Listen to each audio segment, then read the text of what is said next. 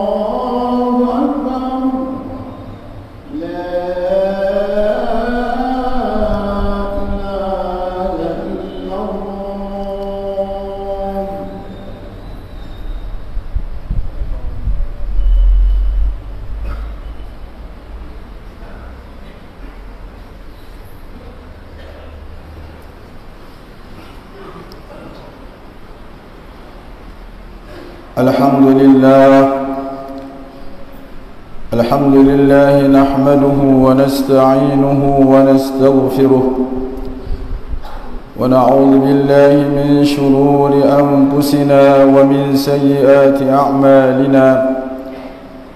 من يهده الله فلا مضل له ومن يضلل فلا هادي له. أشهد أن لا إله إلا الله وحده لا شريك له، وأشهد أن سيدنا محمدا عبده ورسوله لا نبي بعده، الذي أرسله بالهدى ودين الحق ليظهره على الدين كله، وكفى بالله شاهدا ومبشرا ونذيرا وداعيا إلى الله بإذنه وسراجا منيرا. اللهم صل وسلم وبارك على سيدنا ونبينا وحبيبنا وشفيعنا ومولانا محمد وعلى آله وأصحابه وتابع التابعين ومن تبعهم بإحسان إلى يوم الدين. أما بعد، فيا عباد الله، أوصيكم وإياي بتقوى الله وطاعته لعلكم ترحمون. يا أيها الذين آمنوا اتقوا الله حق تقاته ولا تموتن إلا وأنتم مسلمون. معاشر المؤمنين, sidang Jumat rahimakumullah, marilah kita tingkatkan iman dan takwa kita kepada Allah Subhanahu wa ta'ala dengan menjalankan segala perintahnya dan menjauhi segala larangannya.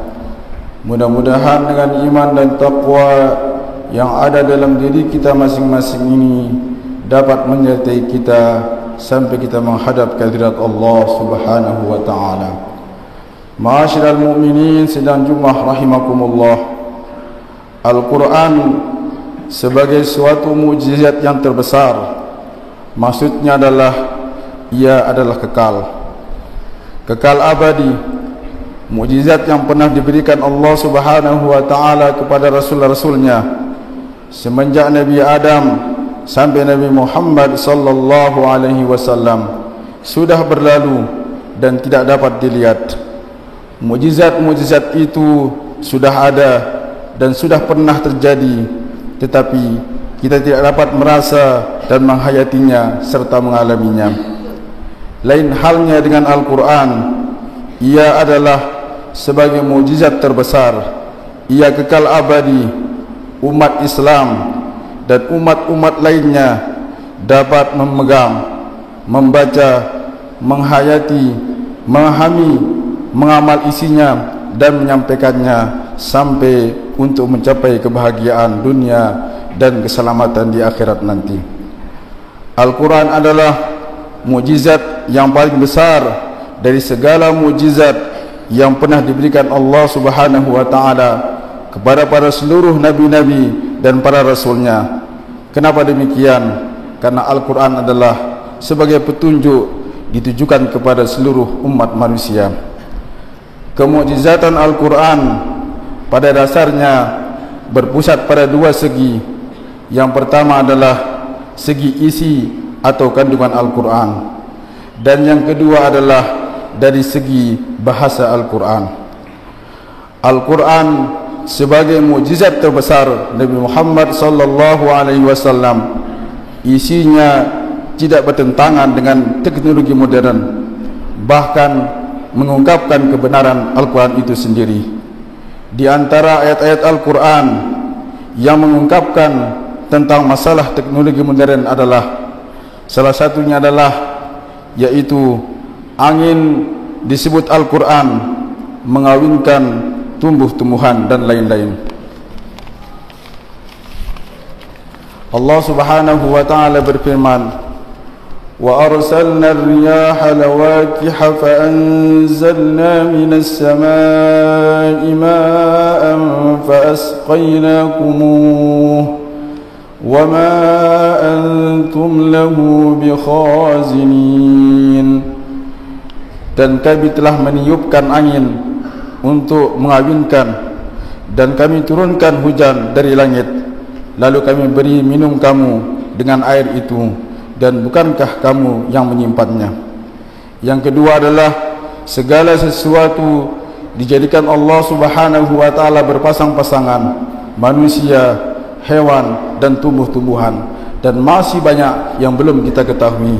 Allah Subhanahu wa taala berfirman, "Subhanalladzi khalaqal azwaja kullaha mimma tunbitul ardu wa min anfusihim wa mimma la ya'lamun."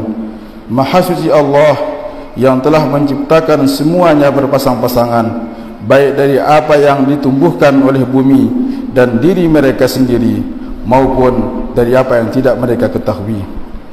Ilmu dan teknologi yang sedang berkembang pesat akan menambah terungkapnya apa isi terkandung dalam Al-Quranul Karim. Bukan isi Al-Quran yang harus tunduk kepada ilmu dan teknologi, tetapi sebaliknya, jika kekeliruan terjadi pada ilmu dan teknologi, harus dicari kebenarannya di dalam Al-Quranul Karim. Dari segi kandungan, mukjizat Al-Quran dapat dilihat dari tiga aspek. Yang pertama adalah Al-Quran merupakan isyarat ilmiah. Al-Quran banyak berisi informasi ilmu pengetahuan, walaupun hanya dalam bentuk isyarat ilmiah, seperti informasi mengenai ilmu pengetahuan alam. Antara lain, dikatakan bahawa bumi dan langit sebenarnya merupakan suatu yang padu dan terpisah, dijadikan segala sesuatu yang hidup berasal dari air. أَوَلَمْ يَرَ الَّذِينَ كَفَرُوا أَنَّ السَّمَاوَاتِ وَالْأَرْضَ كَانَتَا رَتْقًا فَفَتَقْنَاهُمَا وجعلنا من الماء كل شيء حي أفلا يؤمنون. Dan apakah orang-orang kafir tidak mengetahui bahawa langit dan bumi keduanya dahulunya menyatu, kemudian kami pisahkan antara keduanya, dan kami jadikan segala sesuatu yang hidup berasal dari air. Maka mengapa mereka tidak beriman? Dan bahawa alam semesta terbentuk dari kumpulan gas. Summa stawa ila as-samai wa hiya dukhanun wa qala laha walil ardi itiya taw'an aw karha qalata ataina ta'iin. Yang kedua adalah merupakan sumber hukum. Al-Quran telah memberikan andil yang kuat dalam pertumbuhan hukum. Bahkan Al-Quran tetap merupakan produk hukum yang selalu ideal sepanjang zaman. Al-Quran menerangkan suatu ibrah atau teladan setiap kabar gaib, baik yang terjadi pada masa lalu, sekarang maupun yang akan datang. Al-Quran banyak pula menyinggung masalah-masalah belum terjadi di masanya, seperti kemenangan bangsa Romawi. Bismillahirrahmanirrahim. Alif Lam Mim. Ghulibatir Rum fi arnal ardi wa hum min ba'di ghalabihim sayaghlibun. Alif Lam Mim. Bangsa Romawi telah dikalahkan di negeri yang terdekat, dan mereka setelah kalahannya ia akan menang. Dari segi bahasa, Al-Quran merupakan bahasa bangsa Arab Quraisy yang mengandung sastra Arab yang sangat tinggi mutunya. Ketinggian mutu sastra Al-Quran ini meliputi segala segi, kaya akan berpenarahan kata-kata, padat akan makna yang terkandung, sangat indah dan sangat bijaksana dalam menyuguhkan isinya, sehingga sesuai dengan orang yang tinggi maupun rendah daya intelektualnya. Al-Quran sebagai mukjizat terbesar Nabi Muhammad SAW. Al-Quran dari segi bahasa ini hanya dapat dihayati oleh mereka yang mengetahui dan mendalami bahasa Arab. Kita terus membacanya, mengamalkan, mengulang-ulang hafalan. Tujuan kita agar kita mengerti sampai mendapatkan ilmu pengetahuan bahasa Arab dan memahami bahasa Al-Quran Al-Karim. Sampai-sampai orang-orang yang beriman, apabila mereka mendengar Al-Quran, dia menangis dan imannya bertambah. Demikian ungkapan-ungkapan Al-Quran tentang mukjizat dari segi isi kandungan maupun dari segi bahasanya. Mudah-mudahan kita dapat memahaminya dan kita dipahamkan oleh Allah Subhanahu wa taala memahami kalamnya, sehingga kita menambah keimanan, ketakwaan kita dan kemuliaan kita di sisi Allah Subhanahu wa taala. Barakallahu li wa lakum bil Qur'anil azim wa nafa'ani wa iyyakum bima fihi minal ayati wa dzikril hakim wa taqabbala minni wa minkum tilawatahu innahu huwas samiul alim fastaghfiruhu innahu huwal ghafurur rahim.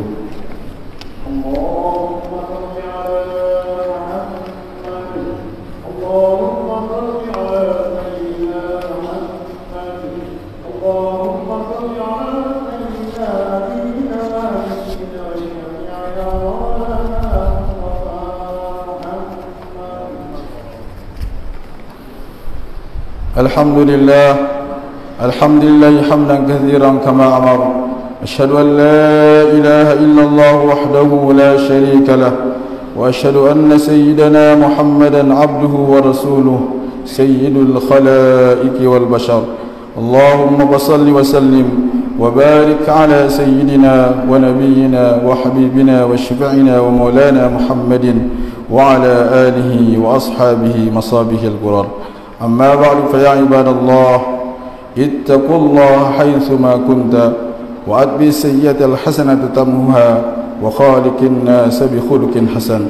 واعلموا أن الله أمركم بأمر بدأ فيه بنفسه وثنى بملائكته المسبحة بقدسه، وقال تعالى: إن الله وملائكته يصلون على النبي يا أيها الذين آمنوا صلوا عليه وسلموا تسليما.